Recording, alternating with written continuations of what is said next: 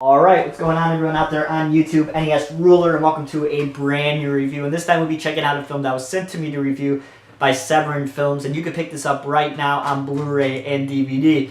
This is a very interesting film from the mid-1990s, and if you guys know, the 90s weren't the greatest years for the horror genre. 1993 was pretty good, but there wasn't that many great films in the 90s. You really had to dig for the good gems from the decade. And this is one that not too many people really knew about. I've heard some people talking about it in the past, but not too many people. And now that this film has gotten a re-release from Severin, some more people are starting to talk about it, starting to get a new appreciation. And it is a film from the year 1994, and it's called Dark Water. Now, this is a Lovecraft-inspired film for sure. It has a huge Lovecraft influence throughout the entire film. It just feels like a Lovecraft film. But then you get different kind of influences from people like Bergman and Bava and Argento. And it's just really interesting to see these three just amazing directors' traits being shown throughout this film. Argento in the sense that it's structured very much like an Argento film, especially Suspiria. This film feels very similar and influenced by Suspiria structure-wise. We just follow a girl, goes to a foreign place, and she's trying to uncover the secrets that are in this place. You know, very similar to Suspiria, with the woman trying to figure out what's going on with the dance studio. So it's very similar in that sense. For Argento-wise, and then Bergman, the shots, very, very reminiscent of Bergman, especially the exterior shots. It just screams Bergman. A lot of long shots when they're outside, but I'll get into that in a second. So basically, we follow Elizabeth. Elizabeth is a woman who travels to a convent in a isolated island in the middle of the Ukraine.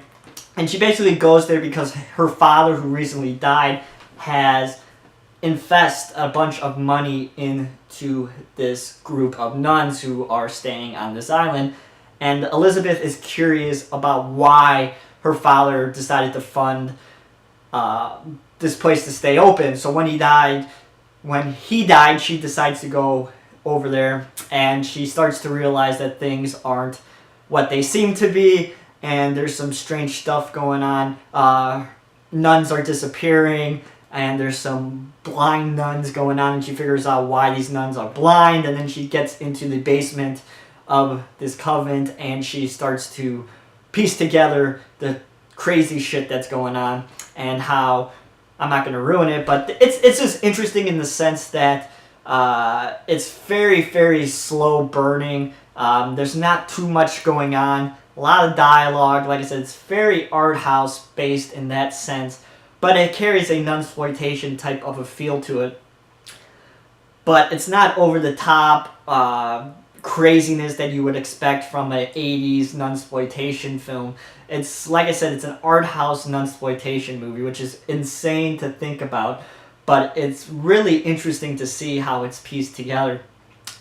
And the acting is top notch. Everybody throughout this film is really, really good. It just has that creepy, weird atmosphere to it, and I really, really enjoyed it.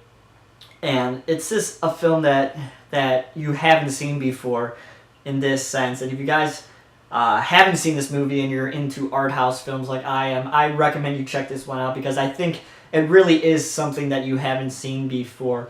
And if you like Bergman and Argento and people like that, then you'll definitely dig this movie. And now this transfer from Severin is it to me. I've talked to other people about it, and it's super gradulated throughout the entire film. A lot of these films, you know, they have some grain and then it goes away because of print quality, of course. You know, some shots and scenes are better than others and print-wise. But this one is just super, super grainy and over gradulated throughout the entire film.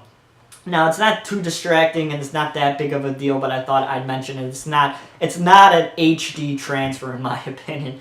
That's just my opinion, and some people may be okay with it. I know some people like the graininess to some type of movies, but this one is really, really grainy. And it's okay, you know. But it is an art house film, so I would have appreciated a nice transfer. I think it would have made the film a little bit more atmospheric if it had a better transfer. But it is what it is. And the sound, it's just a mono soundtrack. It's nothing amazing or anything like that. And I don't think this film is dubbed from what I was watching. Of course, it's an Italian film, but it's in English, so I might not be totally wrecked with that, but I'm pretty sure it's not dubbed. Let me know if I'm wrong on this one. But, we have a bunch of features, commentary tracks. We have 4 featurettes on the film, which are really interesting. That breaks down different aspects of the movie. The Lovecraft aspect. And then there's a huge metaphor with water in this movie, and it talks about that. And then, a whole bunch of other different things. I mean, the movie's called freaking Dark Water, so of course there's a water metaphor. But it's just a bunch of really great featurettes, and they're long. They're like 40-minute or so featurettes, so they're quite lengthy.